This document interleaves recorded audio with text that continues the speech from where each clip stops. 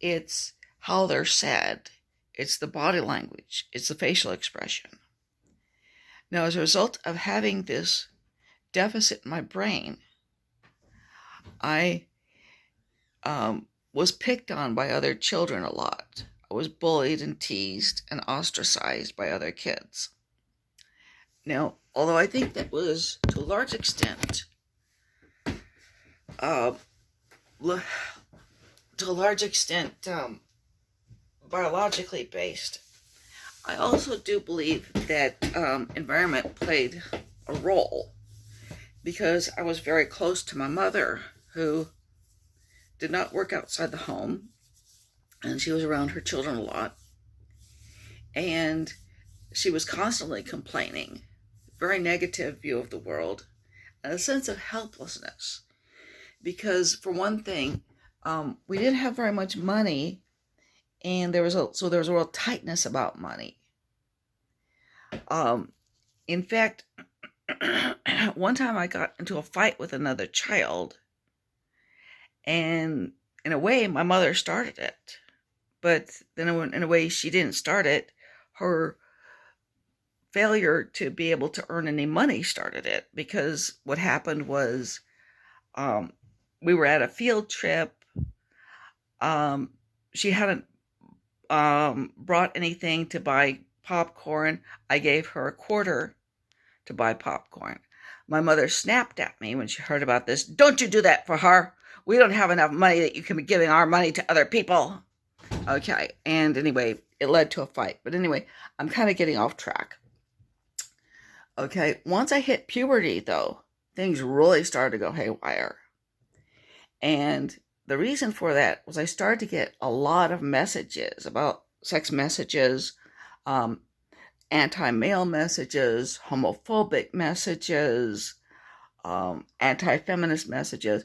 And this is an odd thing because people automatically think anti-male messages and anti-feminist messages don't go together. But a lot of times they do. Okay? The fact is that if you believe, like the character Marnie says, I don't need to read that muck, that women are stupid and feeble and men are filthy pigs.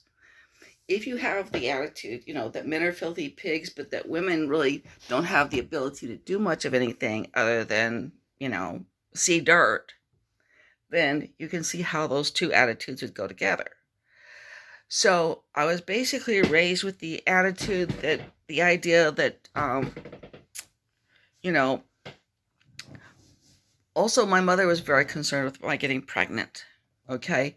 Both of her sisters had been pregnant when they married. She was not, but both her sisters were.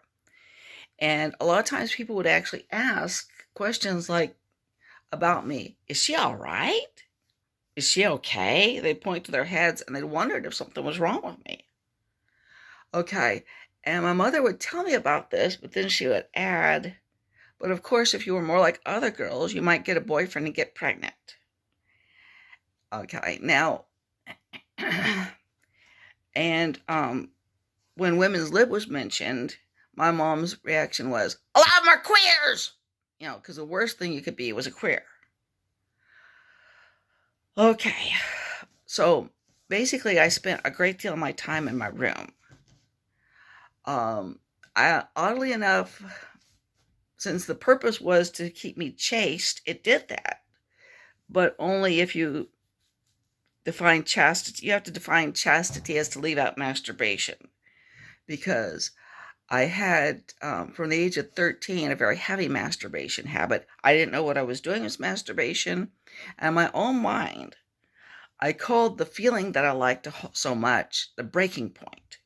It took me 2 years until I was 15 to realize that other people had them, and they were called an orgasm. Okay. Anyway, I was getting a lot of these very, very negative sex messages, and I was spending almost all my time in my room by myself. Okay.